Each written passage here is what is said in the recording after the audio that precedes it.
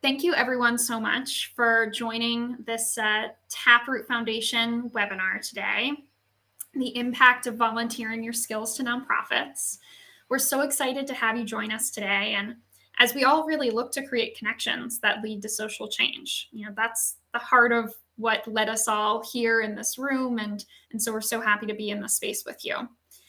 So I'm really excited. I have colleagues on the line who are also very excited to share information about our nonprofit, what Taproot does, and how our programs offer business professionals opportunities to make a difference using their professional strengths. Especially now during this time when people are juggling remote work and taking precautions to remain healthy and safe, and managing at-home education and childcare and so many other things. It's really incredible that you all are here. I know it's incredibly late for some of you on the line. It's still during the workday for other folks on the line. And so I do just want to ground us in that deep sense of appreciation we have for you making the time and space for this commitment and to serving your community in this way. So it is very much appreciated. It's very much seen. All right, so my name is Kimberly Swartz. Pronouns are she, her, hers, and I'm Director of Community Engagement here at Taproot Foundation. So my job is really making sure that each one of you has what you need in order to engage in our program successfully and gain a lot of personal value out of it as well. So I'm looking forward to connecting with each of you. Definitely check out the email listed here, as well as the LinkedIn info on the slide. I'm based out of Charlotte, North Carolina. I see a lot of folks in the chat calling out where they're based out of, so I'll return the favor. So I'm in North Carolina, out of Charlotte, but pretty recently moved here from Brooklyn in the New York City area. And my professional superpower is empathy.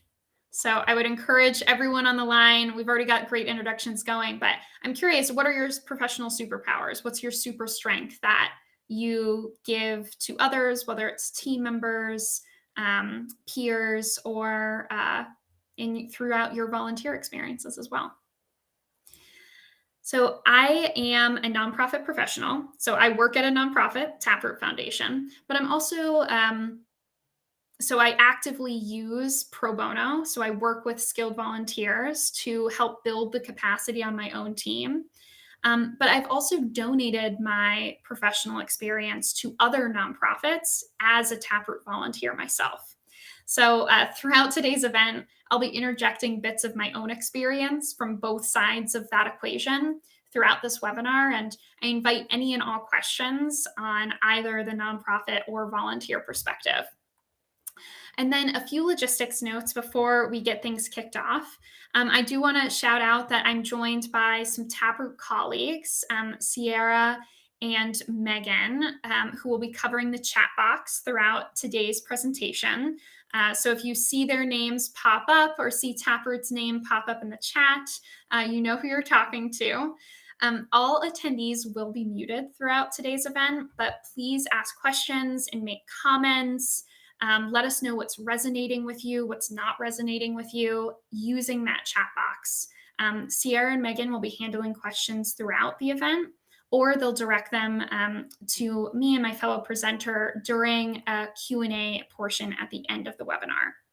And as I just mentioned, I will be joined later in the event by an experienced Taproot volunteer, Adam Engel, who we're so excited to have with us today, who's going to take some time to share about their experience doing pro bono, working with nonprofits, sharing their skills, and tips that they have for newcomers to this world.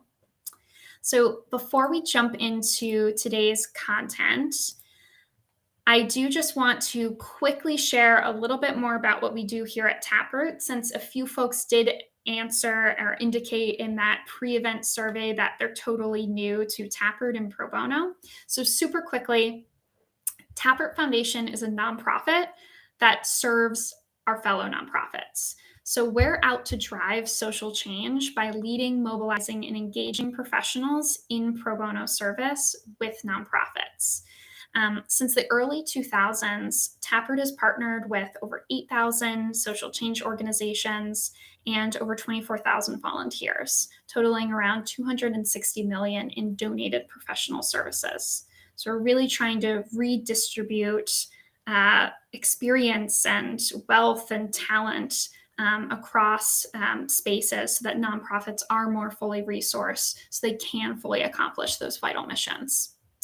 And in addition to Taproot's pro bono programming and the CSR consultancy work that we conduct, we also lead a global pro bono network and are really committed to advancing this movement of volunteerism through research, education, and events such as this one you're joining this afternoon. So welcome again. So quick agenda for today's event. We're going to be covering why your skills matter to the social sector, especially now in this moment. As I mentioned, we'll be joined by an experienced Taproot volunteer who will share his thoughts on the value of giving back and volunteering your skills to nonprofits. And then following that conversation, I'll share just a step-by-step guide on how you can sign up to volunteer your skills through Taproot. And then, of course, we'll save plenty of time at the end for question and answer. So use that chat box, be really communicative with us. We want to make sure we get you the answers or the recommendation or the advice that you need to start volunteering your skills with nonprofits. Great. All right. And I'm seeing some really great professional super strengths coming in through the chat. Love to see those. Definitely keep those introductions coming. And as I mentioned before, feel free to drop your LinkedIn profiles. We would love to see some professional connections happening on this event. Even though it's a virtual one, we can still create some networking possibilities. Okay, with that in mind, I'm going to dive right into kind of the heart of our content.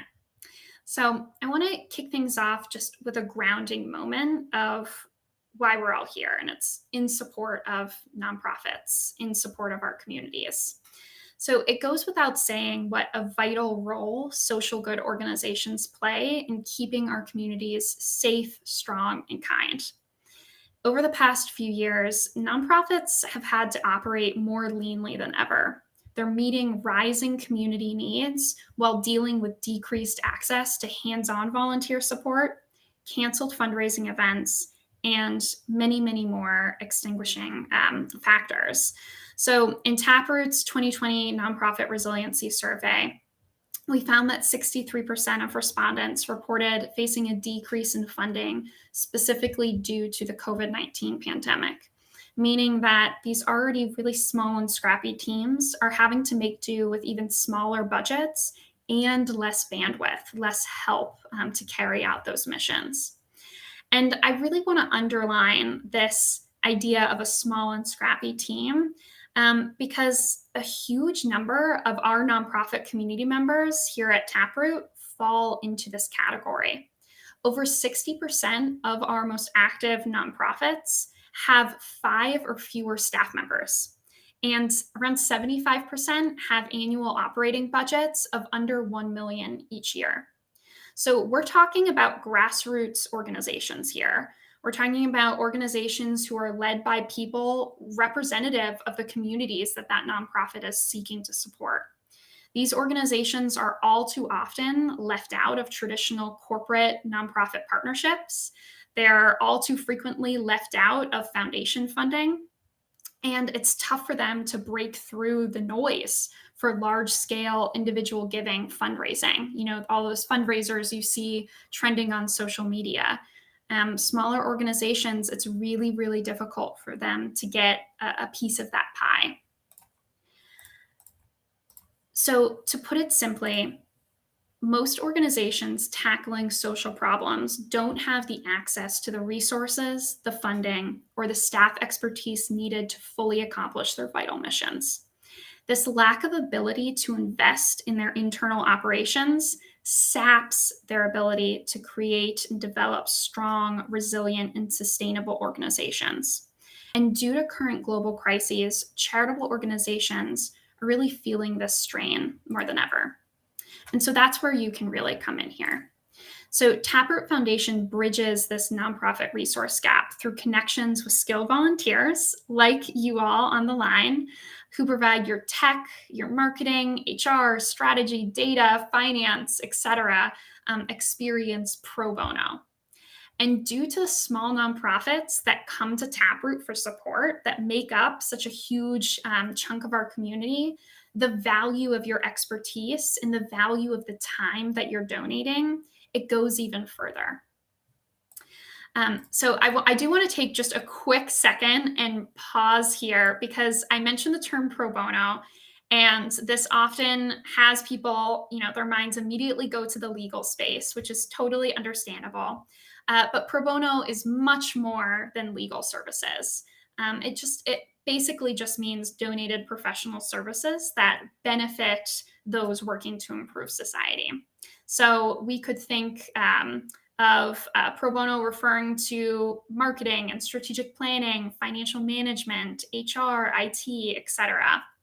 And I do want to mention here that this is an area where movement building comes into play, something I mentioned before when introducing what Taproot does and why we were founded. It's all about facilitating a mindset shift, right? So the pro bono ethic is so well established in the legal space at this point. It's expected that folks, when they're in university, when they're starting their careers and moving throughout their firms, that they need to devote a certain number of hours to pro bono cases, or there's entire pro bono teams within larger firms.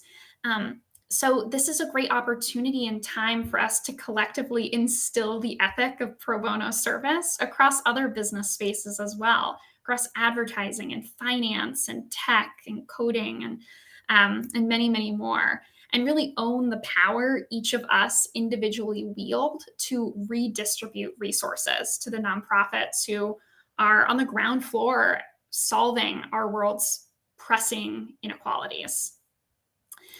So with that in mind, I do quickly want to show you a spectrum of different types of volunteer engagement to kind of put pro bono into context with maybe some more traditional, quote unquote, traditional volunteerism that you might be used to. So you can see here, we've got a few nonprofit needs bucketed out: making budget, having extra hands to fulfill or carry out their mission. And then the third bucket being infrastructure and leadership. And so you'll see some different activities that fall under each one. For instance, financial support, such as cash grants, dollars for doers, matching gifts, all go towards providing financial support and helping deliver programs or support to the community. So incredibly vital stuff. When you get more into the extra hands, to the infrastructure and leadership buckets, that's where you see volunteerism start to happen. So when we talk about hands-on volunteering, or direct service is another traditional title that I've seen it called, we're thinking about things like cleanup, beach cleanup, or painting a house, picking up a hammer and getting to work, volunteering at a soup kitchen, boxing up meals, etc. So the work that it takes to actually deliver upon missions. What we're going to be focusing on today is skilled-based volunteerism. So we commonly known as pro bono. So those terms you'll hear today are kind of used interchangeably. So it's the donation of your skills to these organizations to help them firm up their own infrastructure or to reach more people with their programming. And so we're thinking about things like providing an IT audit and recommendations, designing a new logo that they can insert in their marketing materials, revamping a page on their website, helping build a board member recruitment plan so they can bring more leaders into their organization. So all ways that you're really building up the organization so they can serve more community members in a more effective, more impactful way. And then I do want to talk a little bit more about the actual value of this pro bono, of this skill-based volunteerism that you be providing. So a few years ago, Taproot and CECP, we updated the findings around the actual financial impact of an hour of pro bono volunteerism. So we looked at a few key areas, things like public relations, information technology, HR, financial services, design, advertising, etc. And throughout this study, we determined that the average value of business pro bono is worth $195. And I do have colleagues on the line. So if you're interested in digging deeper into that survey or deeper into professional field by professional field, I'm sure they'd be happy to share the link with you. And I think we can include it in our follow up note to you as well. But I share this to really emphasize the amount of impact that you can make on an organization just by using a few hours of your time. I can speak for myself as a skilled volunteer who works at a nonprofit. My funds are not, they're not runneth over at the moment. And so I have the ability just by doing a project that takes, 15 hours of my time to complete. I have the power to donate thousands of dollars to an organization I care about, whereas I do not have the financial means to make that sort of donation to all of the organizations I care about. So it's a different way of thinking about how to make donations or how to make an impact on causes that are really near and dear to your heart.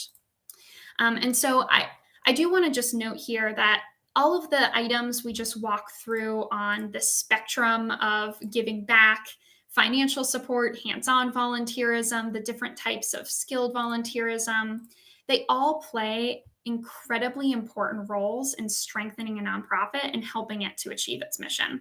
So I don't want to discount any of them. One form of engagement should not fully replace another.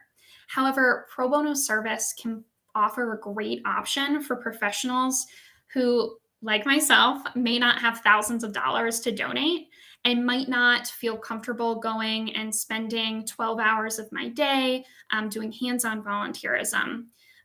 We still have the ability to make a huge difference in our community just by using the things that we're already really, really great at. I'm seeing some really good questions, comments come in the chat. Let's definitely keep that going. We'll make sure, like I said, we'll have oodles of time for question and answer. And I definitely want to dig into everything that you're sharing. So please keep dropping things in. And as you do that, I also want to talk about some of the benefits of skilled volunteering for you as the volunteer. One thing that I was chatting with Adam about right before we kicked off this event was this is not just a one-way interaction. The nonprofit is going to hugely benefit from the skills and experience and advice that you're able to share with them. That's a given. However, you are also going to benefit from this type of partnership as well. So let's run through a few of those benefits for you as the volunteer. So the first one here, obviously, number one, you get to make a substantial impact on causes that are near and dear to your heart while learning about those challenges that impact communities around the globe. So you're becoming a more global citizen, you're becoming more empathetic and understanding the plight of different communities and potential solutions to those issues. And so you're building your own education in different realms as well. So that's a massive benefit that I really can't speak about enough or can't speak highly of enough. The second benefit here is building your professional network. You're getting into a space where maybe you don't have any existing connections. And so this is a great way to start building out your portfolio, building your professional references. I know some folks who I've done pro bono for in the past. I actually requested hey, could I actually use you as a reference for an upcoming interview process that I'm engaging in?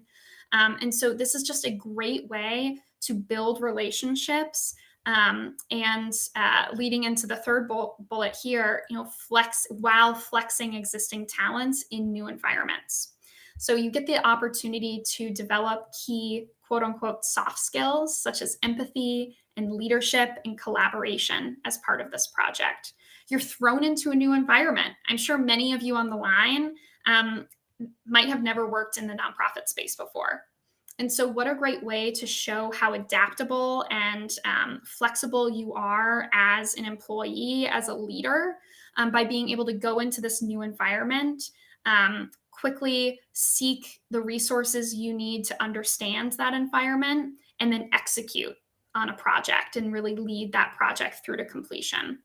It's a great way to demonstrate both your hard business skills and your soft skills of project leadership and collaboration. And then finally, I already referenced this one a bit, but it's a huge value add here. It's allowing you to strengthen your resume and portfolio with tactical examples of experience and a clear demonstration of your connection to your community. So you're sharing about your values as a person, and why those kind of intangibles that you would be able to bring to a role, to a new job.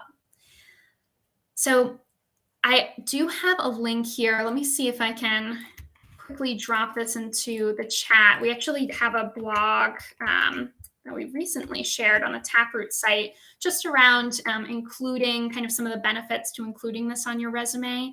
And so just shared that there in case we do have folks on the line who are kind of on the job search or considering making a career change.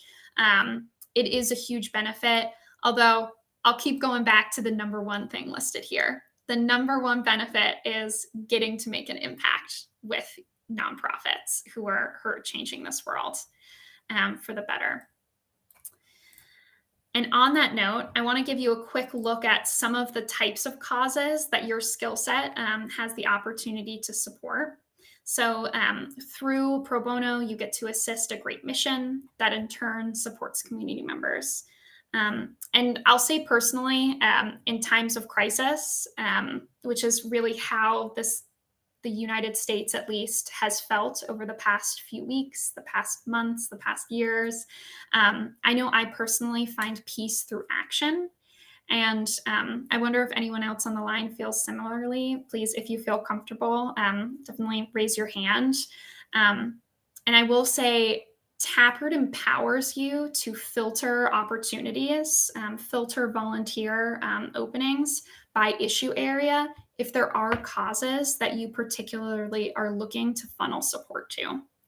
So when you give back through Taproot, you have the opportunity to work with organizations who are in fields such as civil rights, community development, disaster relief and response, folks who are working in healthcare access, social services, protecting veterans, advocating for women and girls.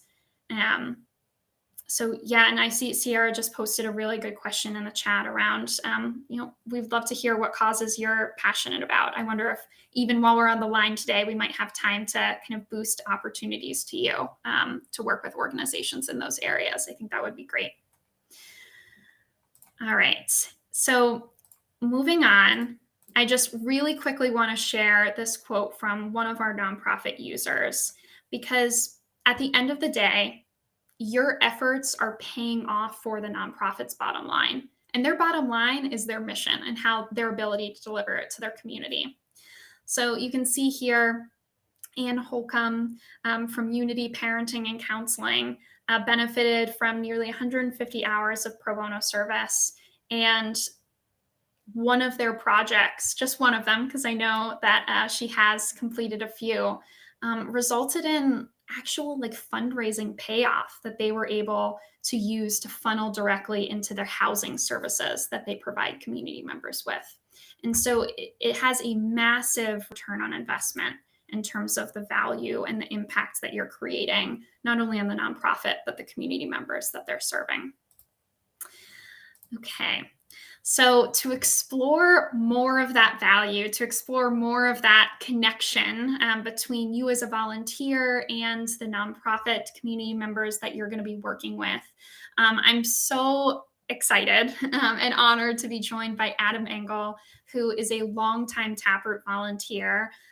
He shared he's been with our community since 2015, 2016, and is an HR leader who has lent his skills to nonprofits through a variety of Taproot programs, as well as events. And so I want to say, welcome, Adam. Please jump in, unmute yourself. We're excited to hear from you. Oh, there we go. Hi, everybody. Thanks, Adam. I'm going to switch us over to AV View, so you all should just be able to see our faces, because Adam and I are just going to have a conversation. Yeah, if you do have any questions for myself or Adam as we're chatting, please drop them into that chat box. We'd love to address them as we're chatting. But to start with, Adam, I'm hoping you would be willing to introduce yourself, maybe your role, and what your professional superpower is. Sure. So I am the director of the Fund for Equitable Business Growth. That's a part of the Chicago Community Trust.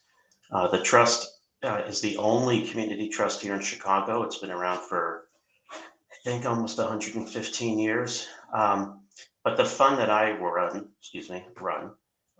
provides grants to nonprofit organizations that offer technical support and services to entrepreneurs of color in the Chicago area so that they can create, build, grow, advance their own businesses, at the same time reducing the racial and ethnic wealth gap here in Chicago, increasing household wealth, and so on. So very much kind of neck deep in the nonprofit world here in Chicago. But prior to that, I was in financial services and healthcare management. So I've been in both the for-profit world of things and the not-for-profit world of things. And I work for large healthcare systems and work for small nonprofit organizations. So that's a quick, 2-cent tour. That's great. And I think that the different perspectives you'll be able to bring to this and kind of transitioning experience in the private sector or the healthcare space to then working in nonprofits is going to be so beneficial for folks on the line. So on that note, I would love to hear about maybe a general overview, kind of your experience doing skills-based volunteerism. And then I'd love to drill down into maybe one key opportunity you had working with a nonprofit that kind of has stuck with you as especially transformational. So let me say, this is a little bit of a sales pitch for Taproot, but Taproot makes it really easy to do this, right? It's not like you have to go seeking it out very far. You go on the platform, you look under categories, you look at different organizations that you might want to work for, and you apply for them. You don't have to do a whole lot of networking to find organizations that might need your skills. So I've always looked at it from a couple of different perspectives. One is, honestly, I feel it's a responsibility. If I've developed a career's worth of skills and expertise, I'm doing that thing and I'm getting paid to do that thing. But there are organizations, as Kim was describing, small nonprofit organizations who don't have the capacity, they don't have the resources to hire somebody or to contract with a consultant, but you have those skills and you have a couple hours every week to work on this. I always felt like if I have those skills and somebody needs those skills to be applied to their organization, then I felt it was my responsibility to do that. And I would hope that everybody's doing it, sort of thinking about it in a similar fashion. Maybe you have a particular connection to your city or your town and you really want to help your community grow. Maybe you've got a particular affinity for certain types of organizations or certain sort of needs areas and you want to work in that space. That's great. It's great. Obviously, the key is that it's important for the organizations, but keep in mind that it's important for you as well. It's great for networking. If you're looking for a board position, you may well find yourself on a board of an organization that you've just been helping. You might find yourself getting involved in things you never thought you were going to get involved in. So I think that there are, of course, as Kim was describing, being able to put it on your resume and your LinkedIn profile, being able to talk about it in interviews. And I have to tell you, I mean, this is no small matter, and I know it's going to sound a little bit self-serving. It makes you feel good, right? Like I spent time today working on a thing with this organization. They got something that they needed. They were happy with, the help that they received, and I can feel good that I've done something positive for the world today.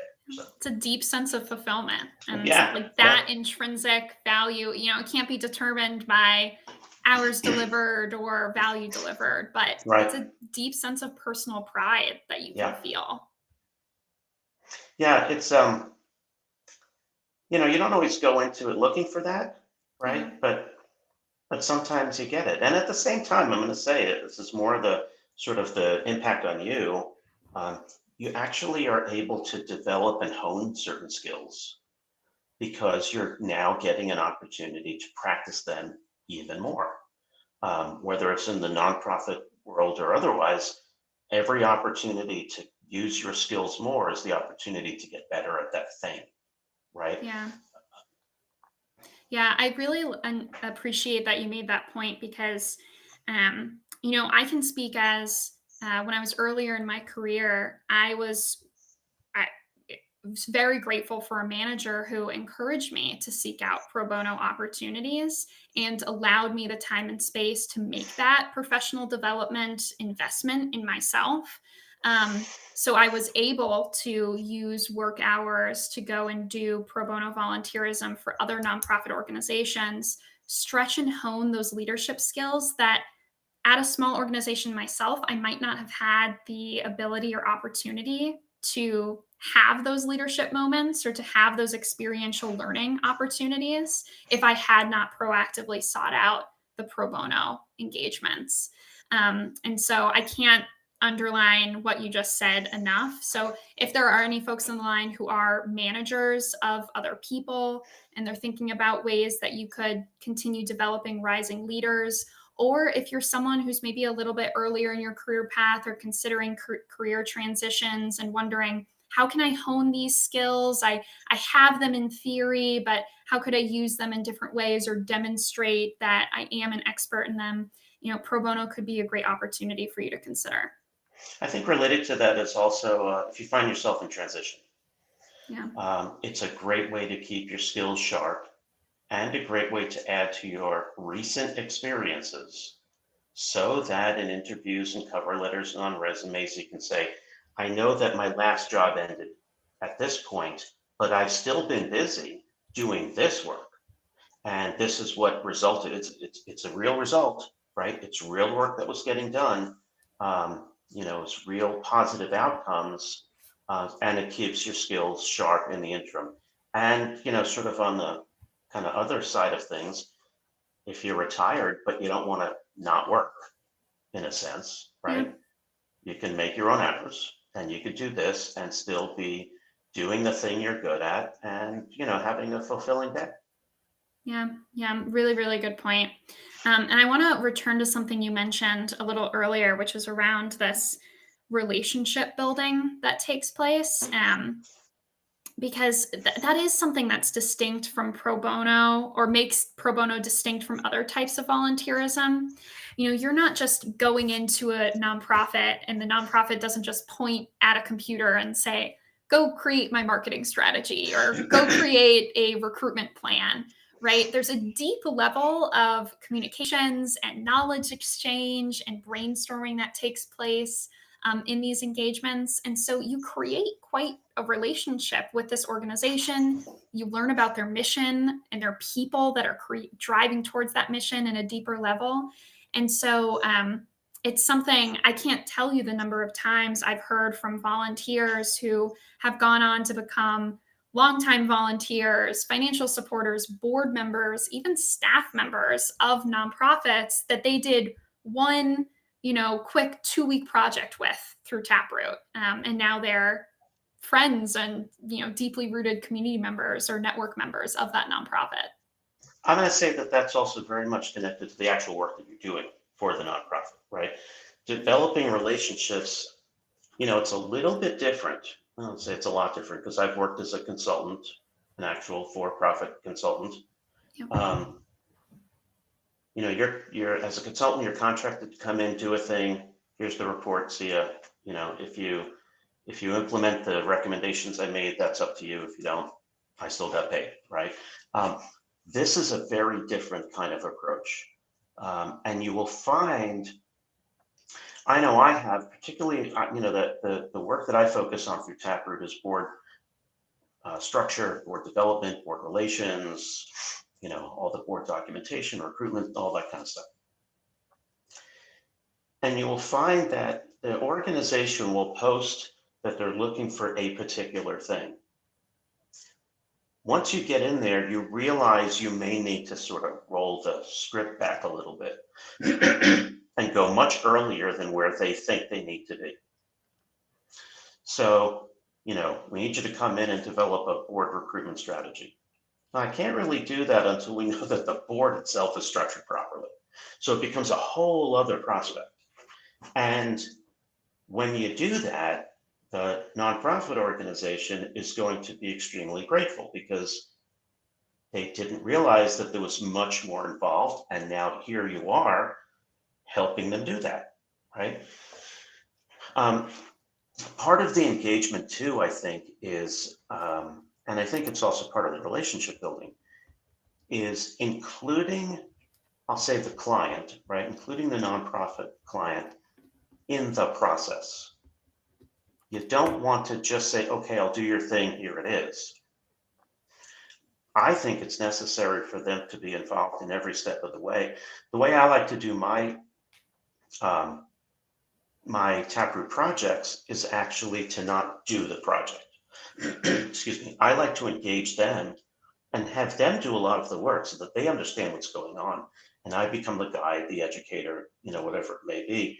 Because once I'm gone, I want them to have the skills to continue doing it on their own.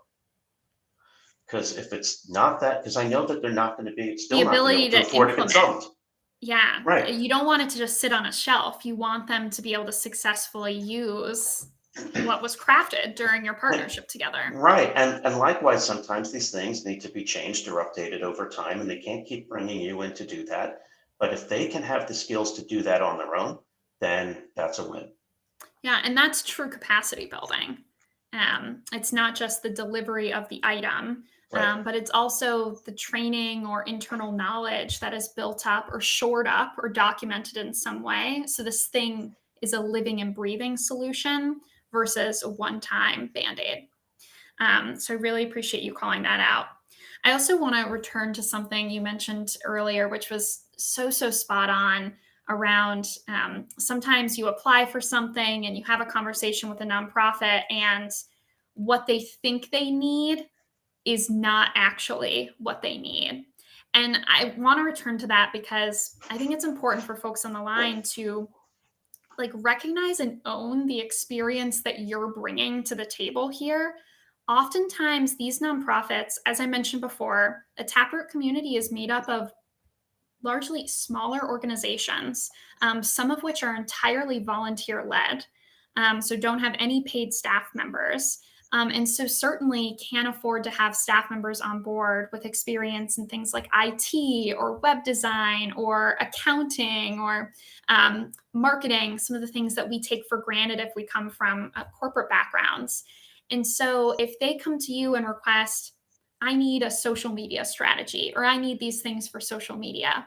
But then you find when you dig in that, okay, they don't actually have any, they don't have a marketing strategy, or they don't have any goals or key messaging that I can leverage in their marketing, or they don't have any branding guidelines considered, or as you dig, it's actually a huge value for you to point out and say, I don't think you're ready for this work to happen quite yet.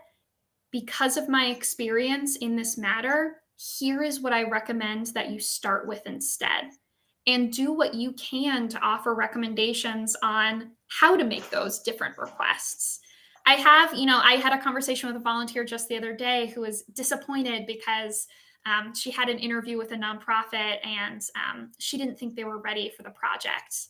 And she felt so bad having to communicate no, I don't think I'm the right fit for you because of XYZ. And it's a mindset shift. You provided a massive value to that organization based on your expertise, because the nonprofit doesn't know what they don't know. And so they need someone like you to fill them in and offer your advice and recommendations. I actually found that happens quite often. When you have that first 20, 30-minute, 45-minute conversation as part of the so-called interview process, that you start to identify what they need. And then they say, oh, that's not what I thought we were going to need, but oh my goodness, I'm so glad I spoke to you, right? You are the person I want to work with us because you understand the things we don't know, but you do, right? Yeah. Yeah. Yeah. And I see some folks chiming in the chat. This has happened with paying clients. It's happened with some other nonprofits they've experienced with. And in some instances, you might have an organization say, you know what? I'm not ready to do that root cause analysis. I'm not ready to dig deeper and address that like more systemic thing that you called out. I actually like just need, because that's all the bandwidth I have right now. I can only address this surface level thing. And so if you're not willing to do that with me, then I'm going to go another direction.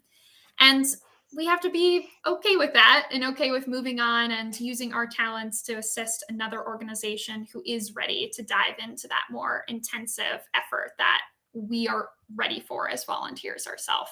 So thanks, Andrea, for calling out that situation in the chat too. So I want to get into some advice that you might have, because we had folks on the line who are completely new to doing pro bono. And so I am curious to hear maybe some basic tips or a lesson learned that you've experienced throughout your different occasions working with nonprofits, just in terms of how to make sure an engagement runs successfully. How can you set yourself and the organization up for success? The question that was asked earlier in the chat was, what's your professional superpower? I think a superpower that everybody has to have is to be an active listener. You really need to be paying attention to not just what they're saying, but using your skills of the subject area. Really be listening for what you think they really are looking for. Because, as Kim just said, they may not always know what they need. They're too small to, some of these organizations are like totally grassroots. Yeah. And it's just somebody decided they wanted to provide the service, but they don't know what it means to create an organization around it. So, go in understanding, you'll understand probably that you do understand the subject area more than they do, but don't go in with that attitude, right? Go in knowing that you're able to help them, but you need to hear them out first. You need to let them share their concerns, their challenges, and then have that conversation. Don't say, okay, you have to do this, you have to do that, you have to do the other. Have a conversation. Ask them questions. Part of being an active listener is also being an active questioner. Yeah. It's a little challenging, I think, especially for the very first one that you do, because like, goodness, these are, I don't know who these people are. Maybe I'm really not good at what I do. You are. So let me say that you are. You wouldn't have come to Taproot in the first place if you didn't think that you did have the skills to do what you need to do. But feel comfortable that you're able to do that, and also understand that the more you do, the better you'll get at it. When I look for projects, I look for you can look for organizations that are working in an area that you already have an interest in, or you are already engaged in somehow. Somebody said in the chat earlier that they have affinity for immigration or immigrant-related organizations, right? Or arts organizations, or sports, or whatever it may be. So there are two ways you can do this, right? There's one way that says, let me go to the organizations that I have a familiarity with their impact area. And the other way is to say, well, I don't know anything about the arts, So maybe I'll work with them and I can learn something about the arts, right? It's an opportunity for you to learn things. If you're going to do this work, and I don't want to sound crass about it, if you're not going to get paid for it, you should enjoy it as much as possible. You should get out of it as much as you possibly can. Um, I remember when our son was on Little League, the rules were, you know, 3 strikes, 4 balls, run inside the base paths and have fun, right? That was always like the number one rule, is to have fun. You should enjoy this because it is enjoyable. You may have your nonprofit client who's challenging. That's how the world works. And you're just going to have to navigate that. But you can, and they will appreciate the work you're doing because they need it very, very much. And you are there to help them with that. Yeah. I'm so glad that you brought up that this should be fun. It's an opportunity to open your worldview and to learn things. And I think that ability to go into it with that openness and that sense of curiosity is going to serve you so well as volunteers in this. And it's also going to help you adapt skill sets from the corporate space into the nonprofit space. Because Adam, you were mentioning this earlier around don't just go in and direct them what the solution should be. That might have worked in a corporate world. Maybe it's not going to fit this environment. Maybe, you need to ask them about what are your tools or resources to implement this or to maintain this? What are you working with? And so it's a fun opportunity for you to take what you're used to and put it in a whole new light, a whole new context. And so it gives you the opportunity to experiment a little bit, Yeah. which is where that experiential learning and like portfolio building is coming in from before. Yeah, it really gives you the opportunity to exercise some of those brain muscles too, right? Yeah. So, if you're working with somebody, again, I'll go back to what I spend my time on, sort of board development and board recruiting. It's like, oh, I don't know. I don't have to think about how one recruits for board members for an arts organization. Yeah. I never worked in a theater company. I don't know. But it gives you a reason to like really try to spend some time thinking about it, and you'd be surprised some of the things that you come up with. Solving problems is fun. It's a new puzzle. Yep. It's a new puzzle to dig into. Yep. All right. I'm going to quickly bounce back to the deck because I do know we have some folks who are asking about how to even get signed up. So I'm really going to quickly run through that. And then Adam, I'd love for you to hang around. And Sure. I do know we've gotten a few more questions. So we'll dive back into Q&A in just a few. And while you're doing that, I'm going to drop my LinkedIn into the chat. Yes, is that okay? Please do. Okay. Yes. Yep. Great. All right. So let's quickly dig into what's the simplest way to find opportunities to give back. So I would invite you all to please, excuse me, I think I just accidentally flipped away from the deck. But I would encourage you all to use this opportunity to create your Taproot account during this event. So you should see a banner at the top of your screen right now to create your account. So Taproot Plus is our free online nonprofit and volunteer matching platform. It's designed to be really flexible and readily accessible so that any nonprofit can get the skilled volunteers they need, no matter how big they are, no matter who their leaders are, what issue area they're in, where they're located. And any business professional can support said nonprofits, no matter where they're located. And so it's a safe way to make a difference. It's a safe way to create these connections. And again, it's completely free to use. So we do not charge nonprofits any fee for using our platform or engaging in our programs. As I mentioned before, Taproot is a nonprofit, and we're seeking to support other nonprofits through volunteerism. So currently, Taproot Plus is open to business professionals and registered charitable organizations, as well as public schools and public libraries around the United States, the United Kingdom, European Union, Canada, and India.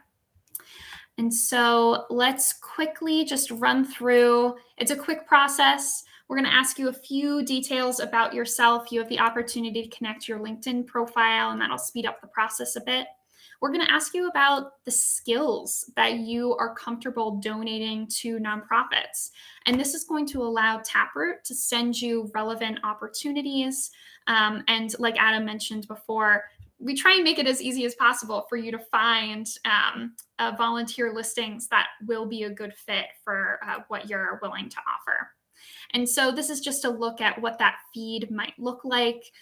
This volunteer in particular, it looks like they are an HR a volunteer. And so you can see things here like revamping an HR handbook, working on a board development strategy, etc. And you can manage all of your applications or engagements through your Taproot Plus dashboard.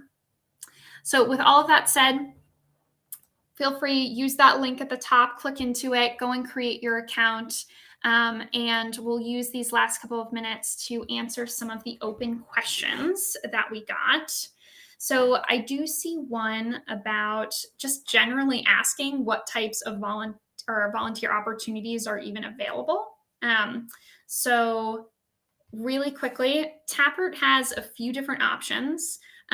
So as quick as 1 hour consultation sessions, which are basically like office hours for the nonprofit to get to talk to a business subject matter expert on an area for brainstorming, for quick problem solving, quick answers, etc.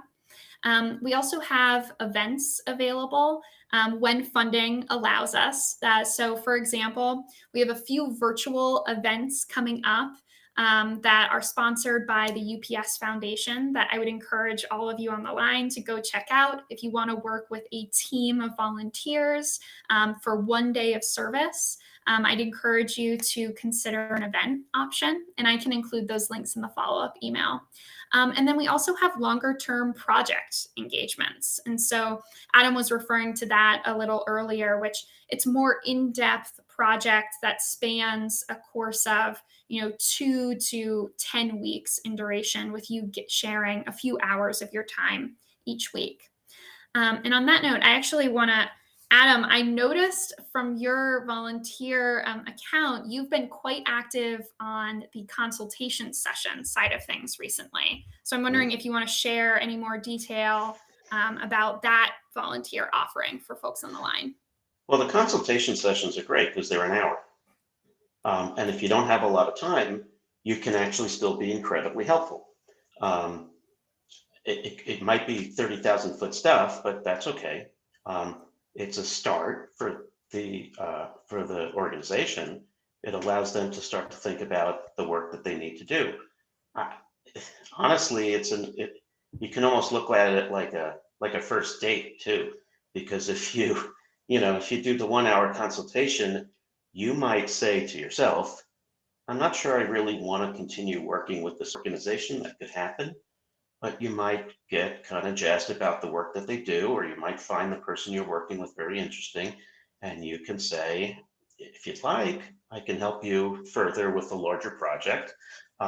Or they may in fact turn around and say, wow, this is so great. Could you help us?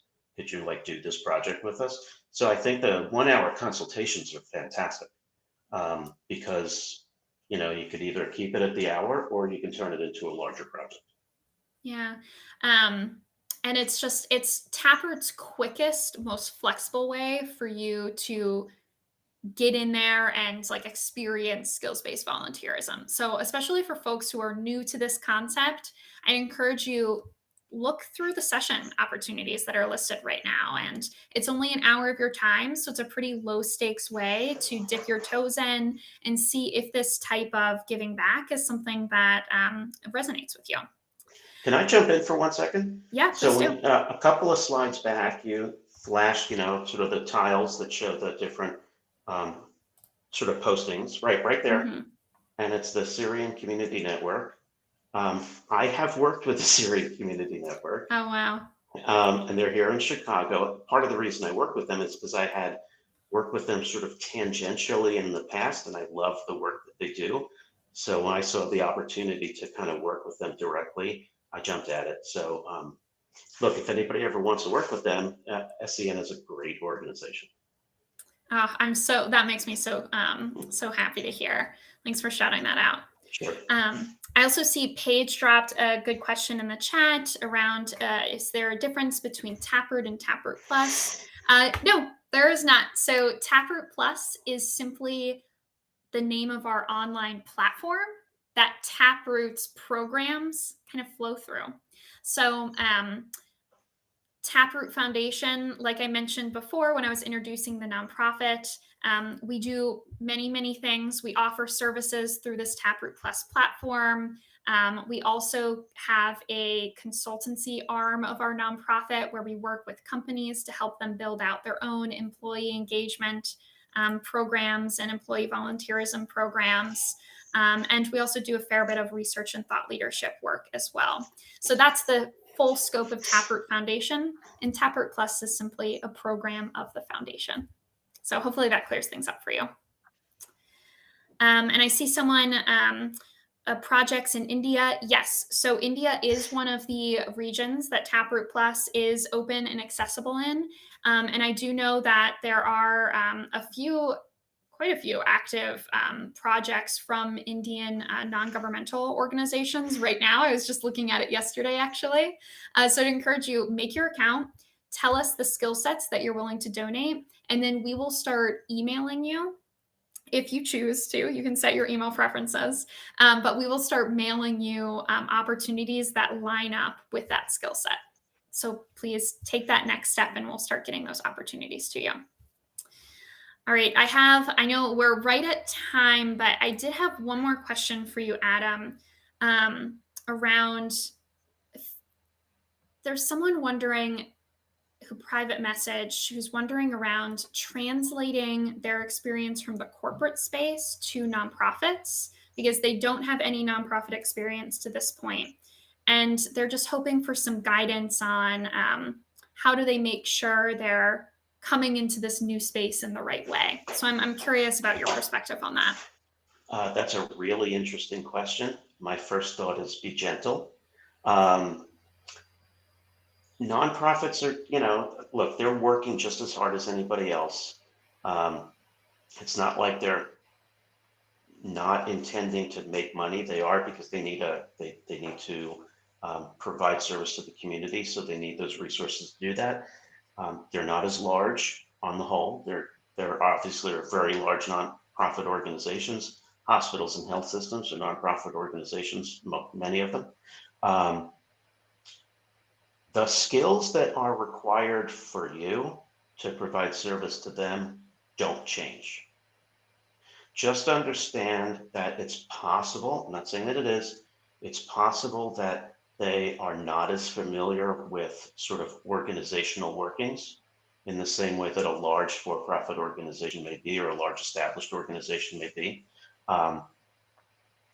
So go in understanding that there may be some more education that you have to do, maybe, that their approach to not to the work that they do, they're incredibly focused and dedicated to the work, but their hours may be different because they're guided by more of a social mission than a financial one. The approach may be different. They're not necessarily working towards the bottom line or to provide returns to shareholders, right? They have stakeholders. They have the community that they're providing return to, right? Yeah. So, understand the work itself isn't different. Kind of the approach and your thinking has to be a little bit different, maybe a little bit less hard driving as you might find in some for-profit organizations. Yeah. And I think it comes back to that openness that both of us spoke to before, right? And your own openness to learning from the nonprofit. These people that you're working with are experts in their field, just like you are an expert in your field as well. So you're not speaking to someone who doesn't know or isn't educated or doesn't have passion or drive. They're just unicorns in different ways, right? They're specialists in different areas. And so you have a lot you can learn from them, and they have a lot they can learn from you as well. And so again, it's going in there with an open mind and the willingness to learn and the willingness to, as Adam, you just mentioned, gently educate in the areas where you are the specialist in. But really good question. Thanks for sending that. All right. I think that's all the open questions that we had. We did a good job of getting through some during our initial conversation. So I'll give folks a couple more seconds to last call to drop them in the chat before we call it. And as Sierra just mentioned, we will be following up from this event with an email that has the recording link. We'll share a link to Taproot Plus for folks who are looking how to create an account. Adam, if you're open to it, we can also share your LinkedIn information with folks as well. That'd be great. Create some more of those connections. And that will mean that you have my team's details. And that's something we haven't necessarily touched on. Taproot is here to support your volunteerism. So use us as a resource. If you're looking at an opportunity and you're not sure if you should apply, or you're not sure how to best frame that statement of interest as you're applying or indicating your interest in working with a nonprofit, let us know. We have a whole team that sits behind the Taproot Plus experience, and we're here to help and support your ability to give back in this way. So please be communicative with us. Let us know what you need, and we'll either get you that via prompt customer service, or we can look towards building the resources that would make experiences easier in the long run. So definitely keep in touch. Oh, and I'm so glad Teresa just signed up for a consultation call. That's so exciting to hear. And I actually can't think of a better way to end this event than on that note. So we'll be in touch soon. I want to say thank you again, Adam. Your thoughts, insights were so useful. And I saw so many positive notes about that in the chat. So just so appreciative of you making the time for us today. My pleasure. All right. Thank you so much, everyone who joined us. We'll be in touch with you soon. Have a great rest of your afternoon and evenings. Bye, everyone. Bye, everybody.